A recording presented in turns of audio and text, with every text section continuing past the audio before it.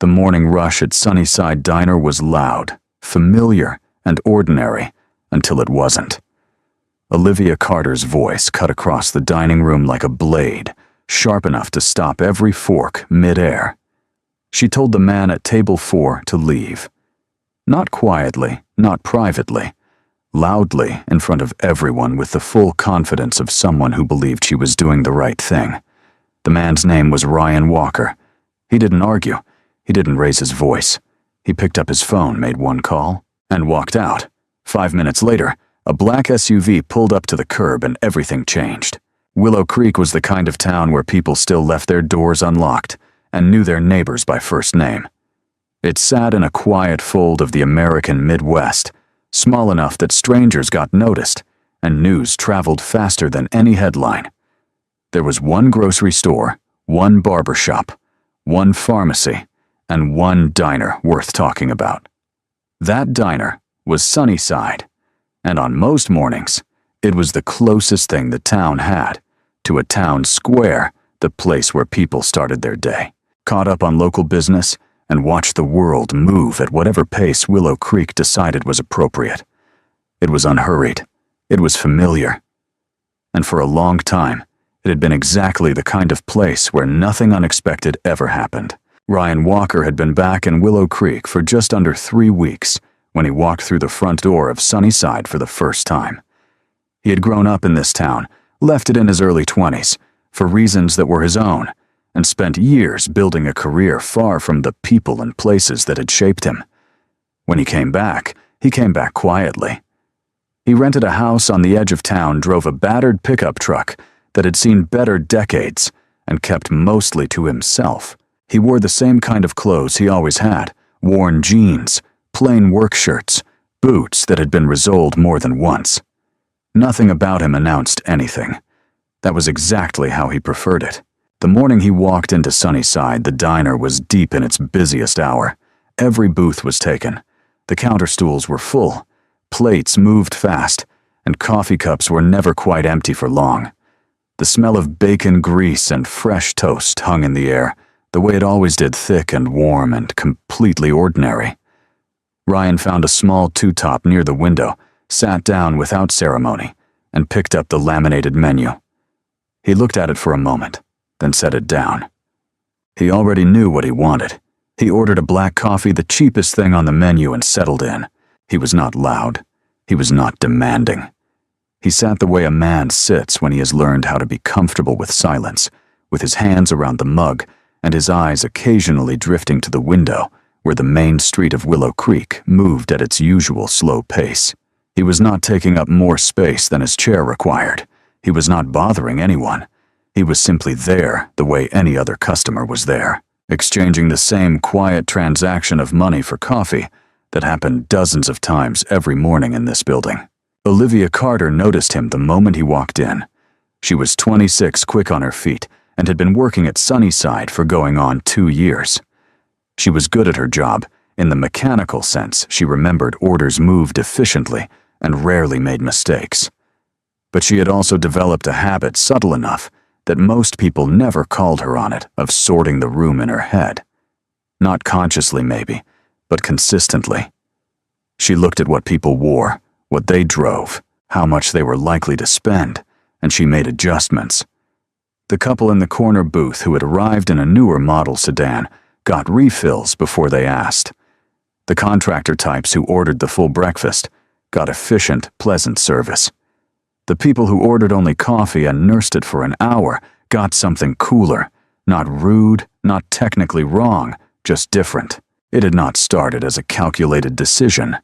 It had started as observation, then habit, then something so routine she no longer registered it as a choice at all.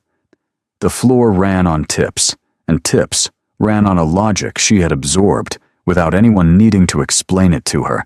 The better dressed the table, the more attentive she became. She had never stopped to examine whether that logic was fair.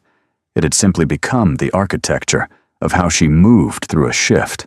Ryan fell into a category she had already decided on before he reached his table. Old truck in the parking lot, clothes that had been washed too many times, a single coffee order with no food. She clocked it all within seconds. In her mental calculation, he was not a high-value table. And on a busy morning when the dining room was packed and the kitchen was running hot, a low-value table was a liability.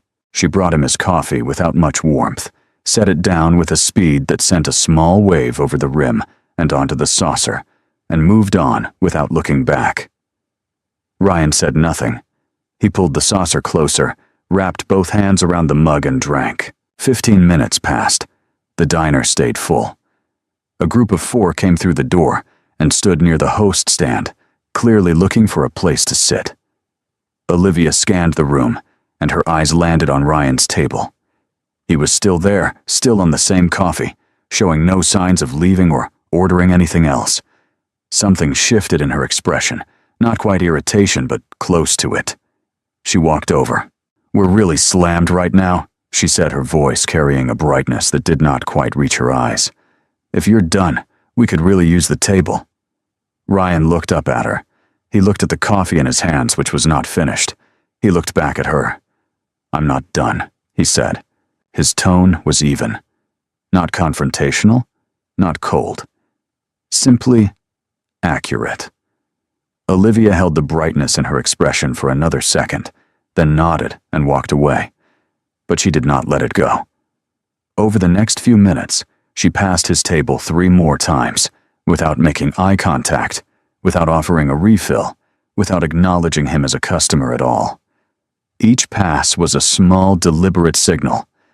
"You are not welcome to be comfortable here." A woman at the adjacent table, 50s reading glasses pushed up on her forehead, a half-eaten plate of eggs in front of her, watched this happen.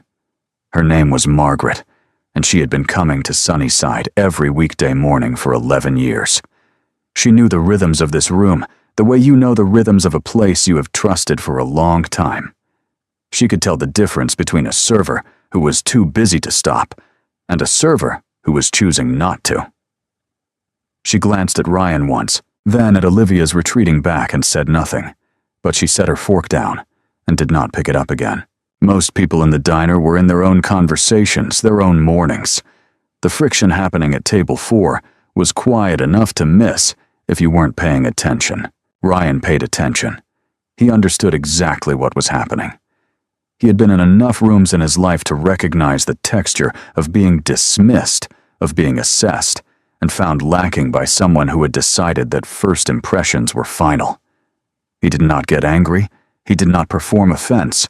He simply stayed with the discomfort of it, the way an adult learns to stay with discomfort, by not letting it reorganize everything else. When Olivia came back, it was not to offer more coffee. She stopped at the edge of his table, straightened slightly, and her voice dropped to something that was meant to sound professional, but landed differently. "I'm going to be honest with you," she said.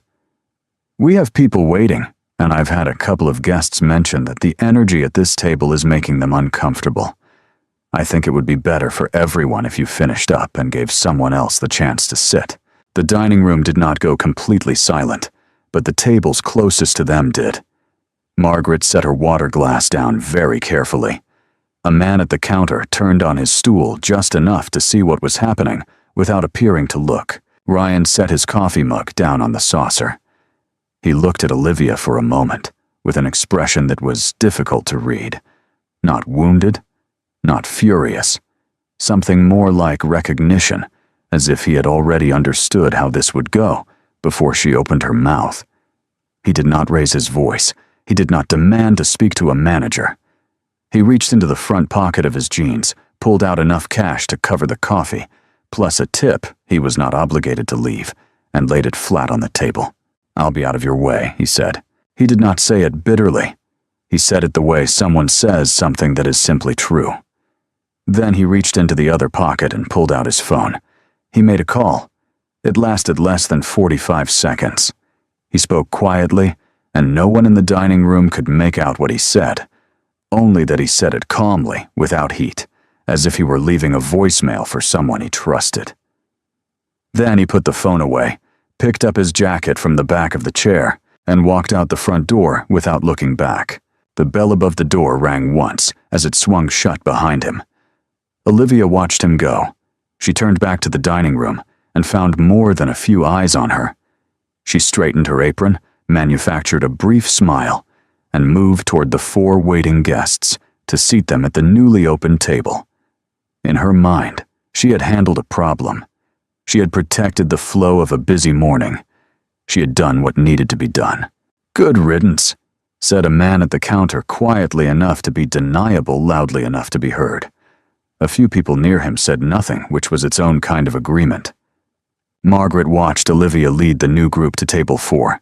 She picked her fork back up, but did not eat. She had watched dozens of employees come and go at this diner over the years. She had never seen one do what Olivia had just done, not that openly, not with that kind of quiet assurance, as if there were no possibility of consequence. What bothered her most was not the loudness of it. It was the confidence.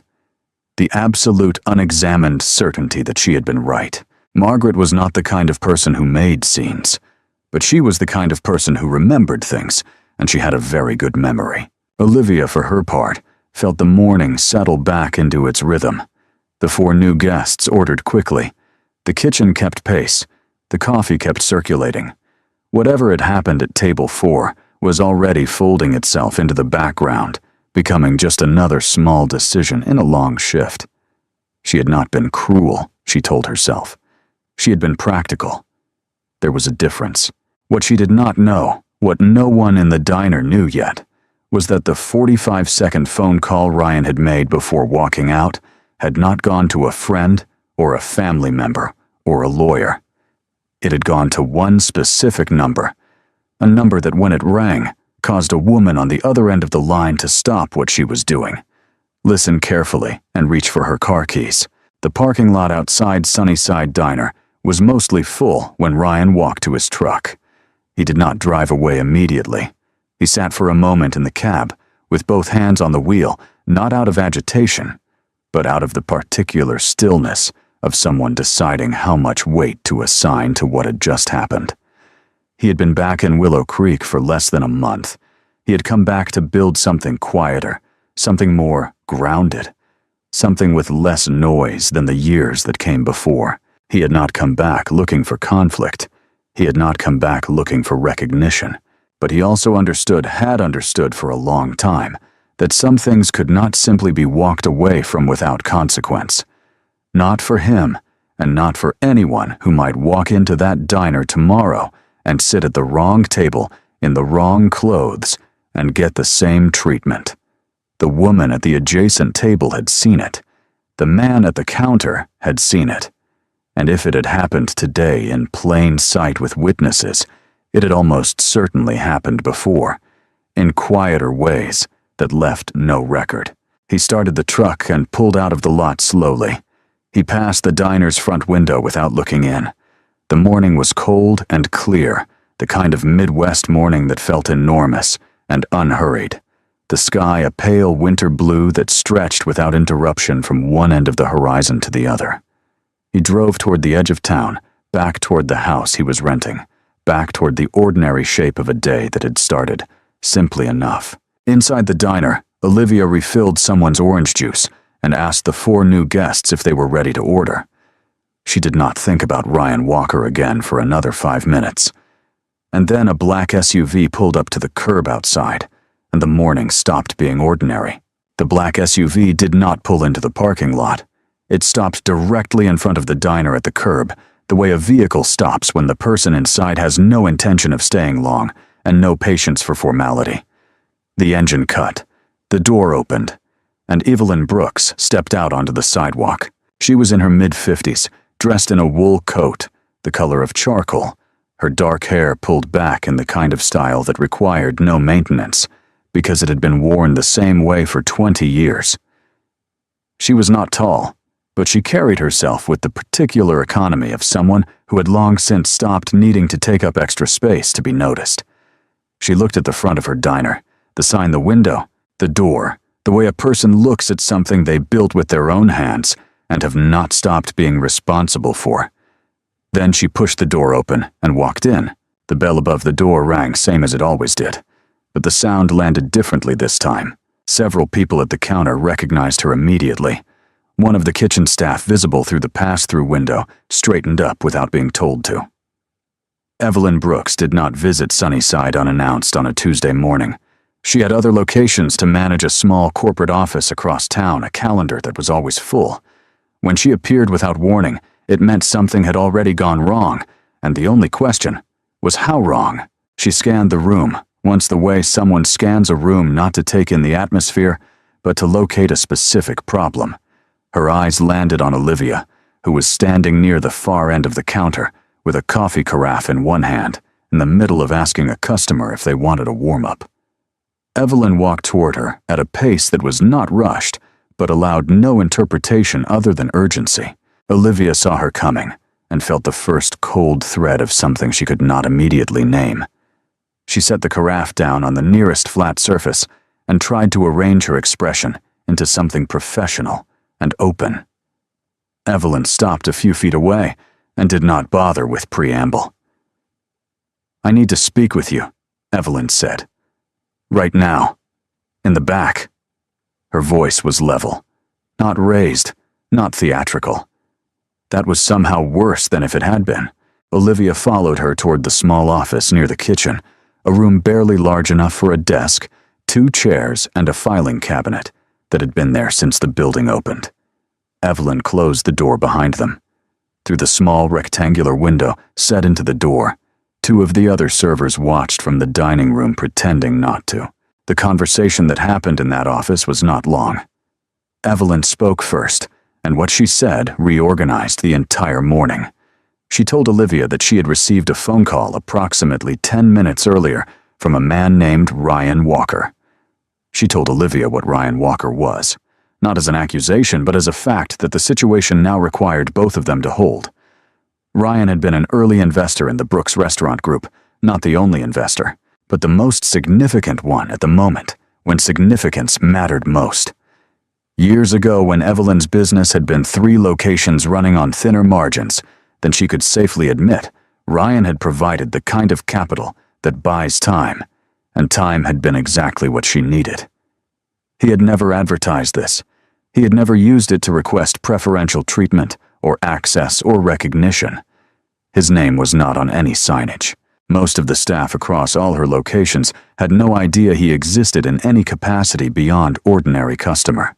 He remained by his own design completely invisible. Olivia stood with her back very straight and her hands at her sides and said nothing while Evelyn spoke. When Evelyn finished explaining who Ryan was, she did something that surprised Olivia. She did not pivot immediately to the consequences. Instead, she told Olivia why she had driven across town on a Tuesday morning instead of handling this by phone. She said that what had happened at Table 4 was not primarily a problem because of who Ryan Walker turned out to be. It was a problem because of what had been done, and to whom, and in front of how many people. A customer had been asked to leave a public dining room with no legitimate cause. That customer happened to have a quiet but significant relationship to her business, but that was secondary. The primary fact was simpler. And worse, someone in her employ had decided based on nothing more than a visual assessment that a paying customer did not deserve to be treated with basic respect. Olivia opened her mouth. Evelyn's expression did not change, but Olivia closed it again. They returned to the dining room together. What happened next was not a confrontation in the dramatic sense.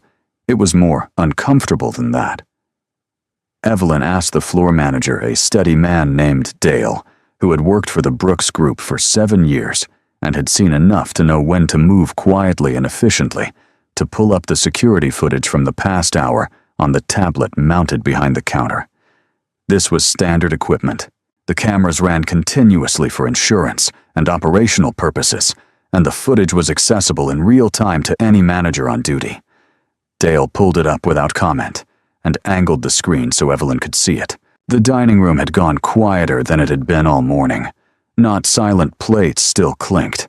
Someone near the window was still talking in a low voice to their companion, but the specific frequency of the room had dropped the way a room drops when people are listening without appearing to listen.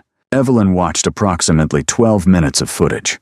She watched Ryan walk in, take his seat, receive his coffee with a saucer that was immediately wet from spillage, and spend the next quarter hour sitting quietly without incident. She watched Olivia approach his table the first time and say something that caused Ryan to look up and respond briefly. She watched Olivia walk past his table 3 additional times without making eye contact or offering a refill.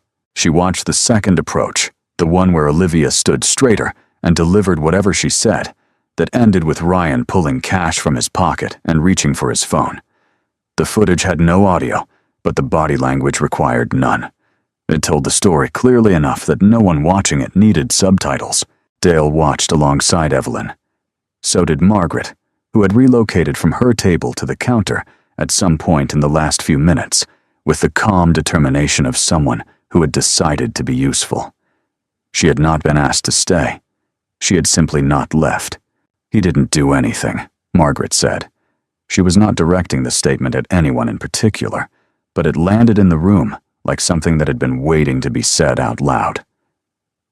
He sat there and drank his coffee, and didn't say a word to anybody.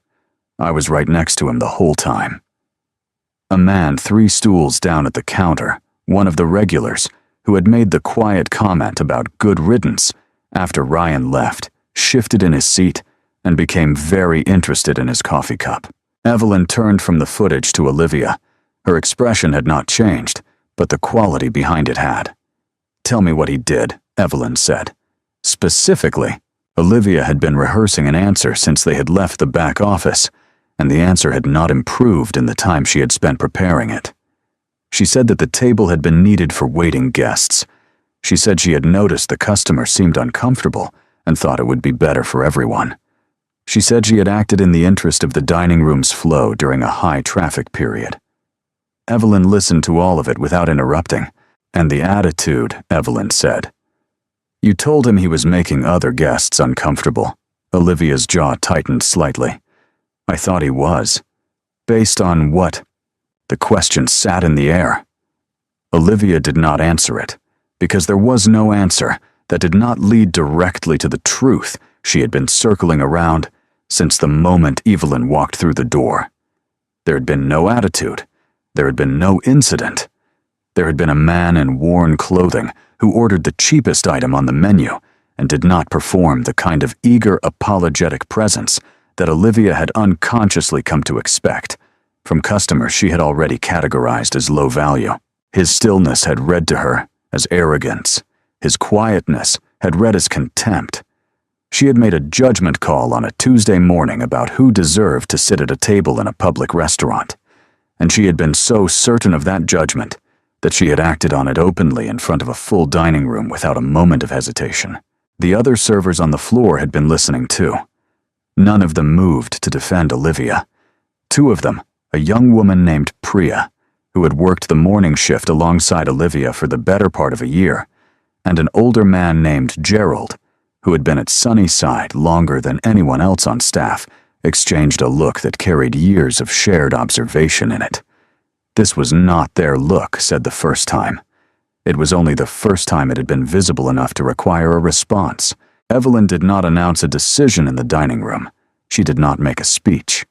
She asked Dale to take over the floor, told Olivia her shift was suspended, pending a formal review, and asked her to leave the building through the back. It was said without cruelty and without performance, in the same level tone she had used for everything else. The absence of drama made it land harder, not softer. Olivia untied her apron. Her hands moved steadily, which cost her something. She folded the apron once, set it on the counter, and walked toward the kitchen without looking at the dining room. Whatever she had imagined when she started that shift, the satisfying competence of a well-managed morning, the quiet score of a problem handled correctly, was gone. What replaced it was something she had not felt in a long time, the specific disorientation of being wrong in a way that could not be argued with, that had been witnessed, and that had been recorded. The back door of Sunnyside Diner opened and closed. The kitchen staff heard it. The sound moved through the building in the way that sounds do when they mean more than they should. In the dining room, the room found its volume again slowly. Conversations resumed, though their content had shifted. People were processing what they had seen, filing it away, deciding what version of it they would carry home. Margaret ordered a refill she didn't really need and kept her eyes on the front window. Priya picked up a coffee carafe and moved back through the room with the practiced ease of someone returning to work, because work continued regardless. Evelyn remained at the counter for a few minutes longer. She spoke quietly with Dale about the morning's operations, what needed to be restaffed, what the rest of the shift required. She was not shaken, or at least she did not show it. She had built her business through a long series of difficult mornings, and this was one of them, and she would not pretend otherwise by rushing out before the work was steady again. But when Dale had what he needed, and the floor was moving forward without disruption, she picked up her coat from where she had set it on the stool beside her and walked toward the door. She stopped just before reaching it. She turned back to the room, not to make a statement, but because something required acknowledgement. The people closest to the door looked at her. "Thank you for your patience this morning," she said.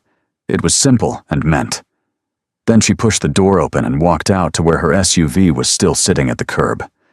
The drive across town back to her office took 9 minutes. She spent 7 of those minutes on the phone with Ryan Walker. He answered on the second ring, which meant he had been expecting her call. He sounded the same as he had sounded in the first call, unhurried, without heat, as if the morning had been mildly inconvenient, rather than anything more than that. Evelyn thanked him for letting her know. Ryan said he hadn't called to create a problem for anyone. He said he had called because he thought she should know what was happening in her own building, and because he believed that the kind of thing Olivia had done that morning was the kind of thing that happened more than once before anyone noticed. He said it quietly, without editorializing the way someone states a thing they have already thought through, carefully, and have no interest in dramatizing. Evelyn said she knew. She said she had suspected it for a while without having grounds to act. Ryan said he wasn't looking for an apology or a gesture. He said he had one request, which was that, whatever she decided to do with the situation, she did it in a way that gave Olivia the chance to actually understand what had happened, rather than just the chance to feel punished for it. There was a difference, he said, and the difference mattered. Evelyn said she agreed. She said she would handle it that way. Then she asked if he would be willing to meet with her and with Olivia once the immediate situation had settled.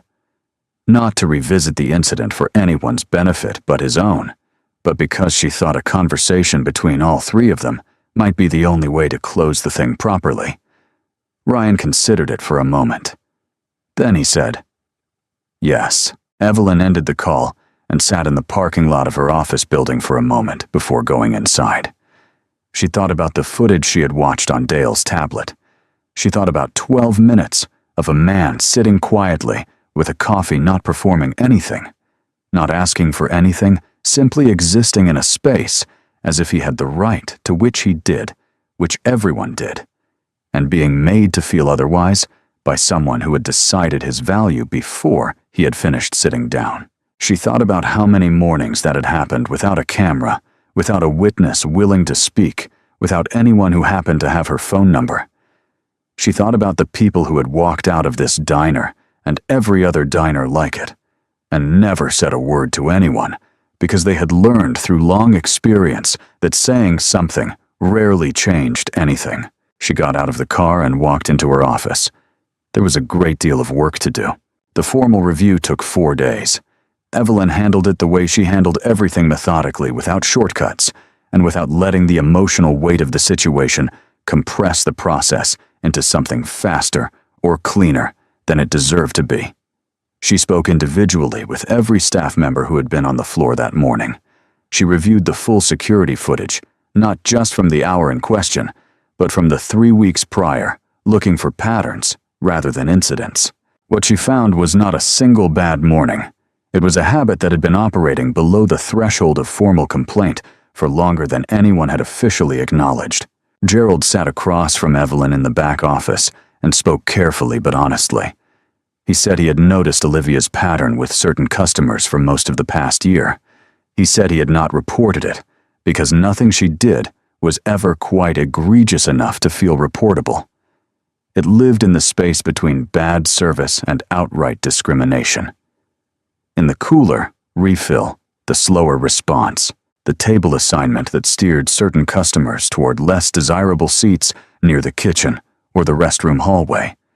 He said he was not proud that he had let it continue without saying something. Evelyn thanked him for saying something now. Priya said essentially the same thing in fewer words. She added that she had once watched Olivia tell a customer that the diner was at capacity when there were 2 open tables, and that the customer had been a man in paint-stained work clothes who was carrying a to-go cup from a competing place down the street. Olivia had explained afterward that she hadn't wanted a customer who clearly wasn't planning to spend much to take up a 2-top during a busy stretch. Priya had nodded and moved on and told herself it wasn't her business. She said she wished she had made it her business. By the end of the review, Evelyn had a clear enough picture. She made her decisions. She scheduled a mandatory retraining session for all floor staff across every location in the Brooks Restaurant Group. Not punitive, not performative, but substantive. She brought in an outside facilitator who had done this kind of work before, someone who understood how to talk about unconscious bias in service environments without making people defensive enough to stop listening. The sessions were scheduled across 2 weeks to accommodate all shifts. Attendance was not optional. Olivia was not terminated. That decision was deliberate. Evelyn had thought about it carefully, had considered the argument for a clean break, and found it less satisfying than it initially appeared. Firing Olivia would have been the simpler resolution, a clear consequence, a closed file. But it would have sent Olivia out the door without anything she hadn't already had when she arrived, the certainty that she had been right, and the world had simply turned against her. Evelyn did not want to manufacture a martyr. She wanted something harder to achieve and more durable. She wanted Olivia to understand what she had actually done, not just to feel the weight of having been caught doing it. Olivia's return to work was conditional. She was required to attend the retraining sessions. She was required to meet with Evelyn at the end of her first week back to discuss what the sessions had surfaced for her. And she was required to meet with Ryan Walker before returning to the floor. That last condition was the one Olivia sat with the longest during the 4 days she was out. She had spent the first day angry, not loudly, not in any direction she could aim at anyone else, but in the low, airless way of someone who feels they have been made an example of for doing what everyone around them was also doing, just more quietly. She had not invented the logic she operated by.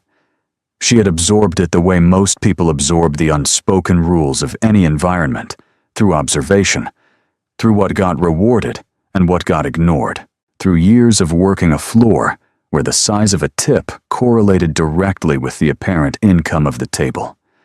She had not constructed a philosophy. She had built a habit out of survival, and the habit had become invisible to her, because invisible things do not feel like choices.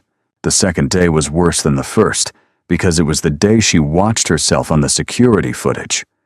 Evelyn had offered it not as punishment, but as information, and Olivia had accepted because she had told herself she could handle it.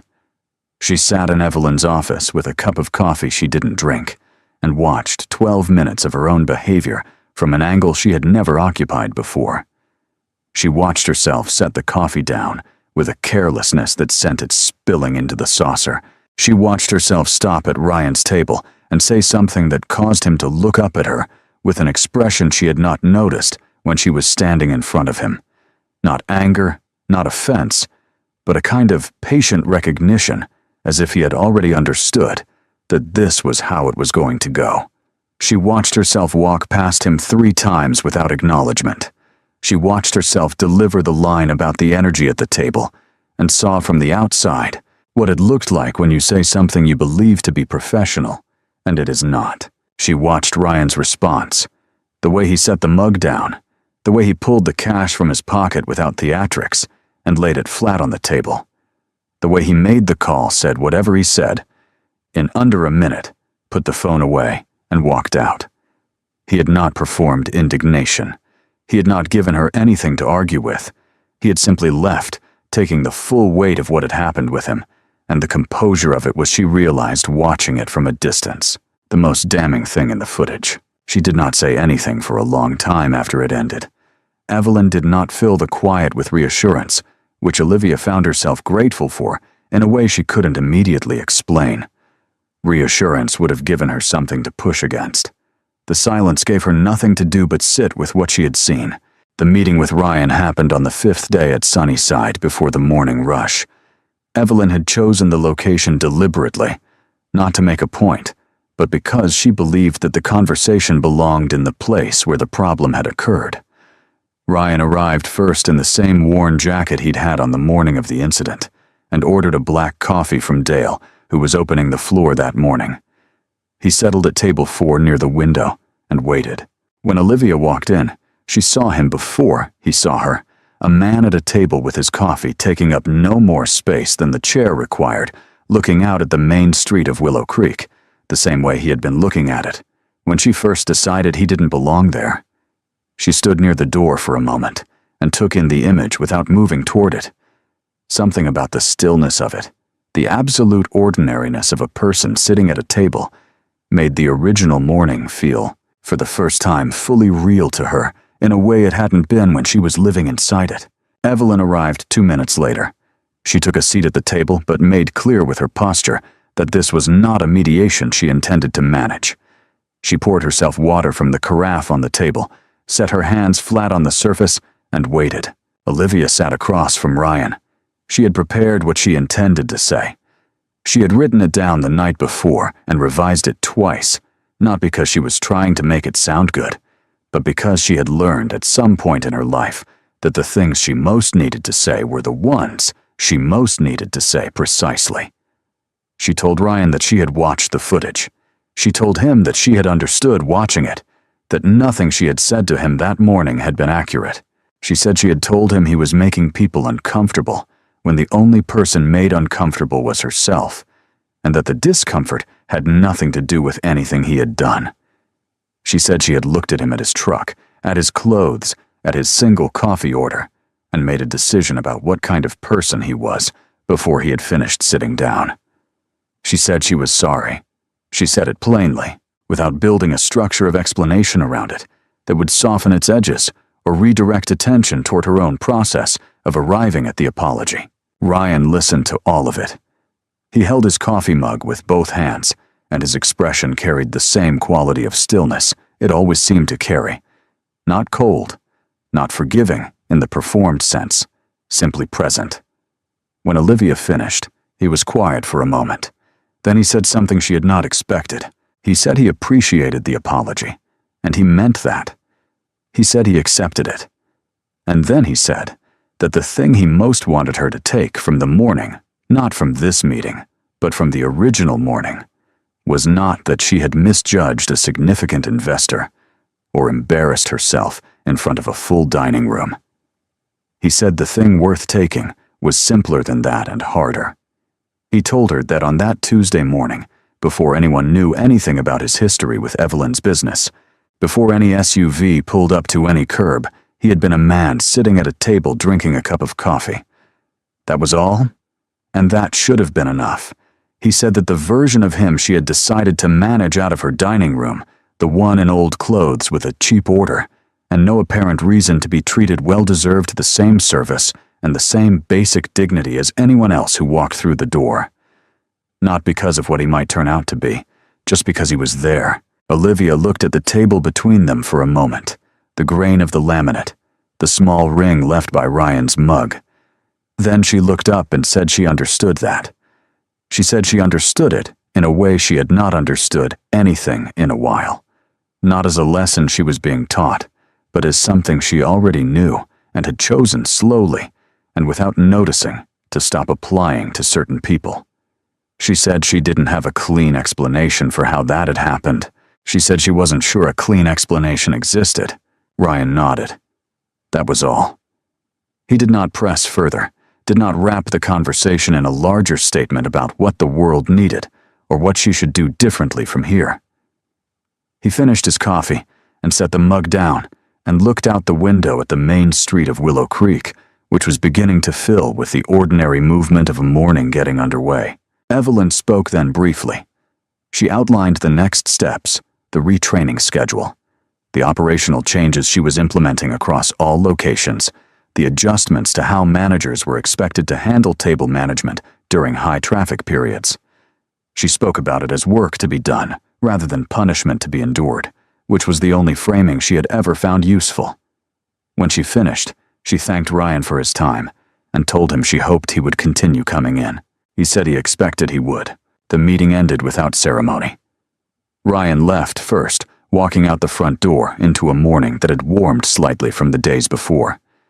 Evelyn gathered her things and stopped at the counter to speak with Dale about the day's staffing. Olivia sat at table 4 for another few minutes after they had both gone, her hands around a cup of coffee that had gone cold. She was not composing herself. She was not reviewing the conversation. She was simply sitting with it in the same chair, at the same table near the same window, without rushing the moment toward its conclusion. She went back to work the following week. The dining room felt different to her, though she knew the room itself had not changed. What had changed was the filter through which she moved through it. She stopped sorting customers before they sat down. She stopped reading clothing and vehicles as indicators of anything. She caught herself doing it once, a reflex fast and automatic, when a man in a construction vest came through the door on a Friday morning, and she recognized it for what it was before it reached her hands or her expression. And she let it go, and she walked over and asked him what he'd like. It was a small thing. She knew it was small. But it was the only place where the larger thing could actually happen, in the small and repeated decisions of an ordinary shift, where nobody was watching, and no camera footage would ever be reviewed, and the only record was the experience of the person sitting across from her. Evelyn launched the retraining program the 3rd week of the following month. She did it without making a public announcement, without issuing a press release, or a social media statement about the company's values. She simply did it, brought the facilitator in, sat her own managers in the sessions alongside the floor staff, and participated herself in 2 of the 4 sessions at each location. Several employees found the sessions uncomfortable.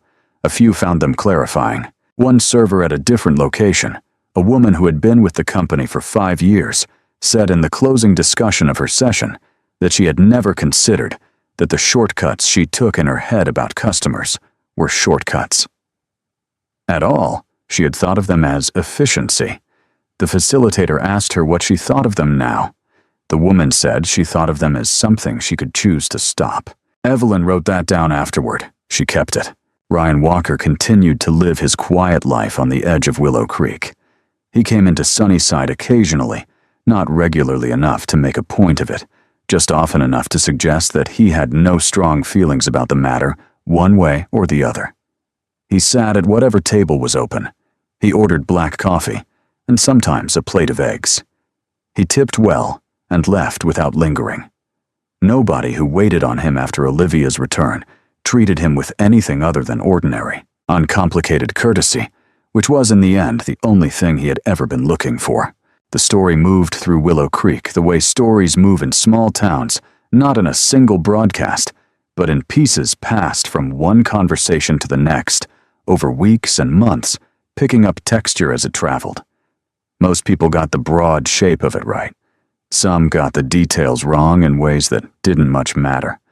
What stayed consistent across all the versions and all the retellings was something simpler than any of the details. The image of a man who had been asked to leave a room he had every right to be in, and who had chosen not to fight about it, and who had walked out the same way he walked in quietly without performance, without asking anyone to notice. People in Willow Creek argued occasionally about what the right lesson was. Some said it was about karma, about the universe correcting itself, about the satisfaction of watching someone's certainty turn around and cost them. Others said it was simpler than that it was about the distance between what we see and what is actually there, and how much damage gets done in that distance every day in rooms full of people who are not watching closely enough to notice. Ryan Walker, when someone eventually asked him directly what he thought the lesson was, said he wasn't sure it was his lesson to name. He said what had stayed with him was not the part of the story where he turned out to be someone worth respecting. He said what stayed with him was the time before that, the minutes when he was just a man at a table with a cup of coffee, and what happened next had not yet been decided by anything other than how one person in that room had chosen to see him. He said that was the part that mattered. Everything else he said was just the consequence of it.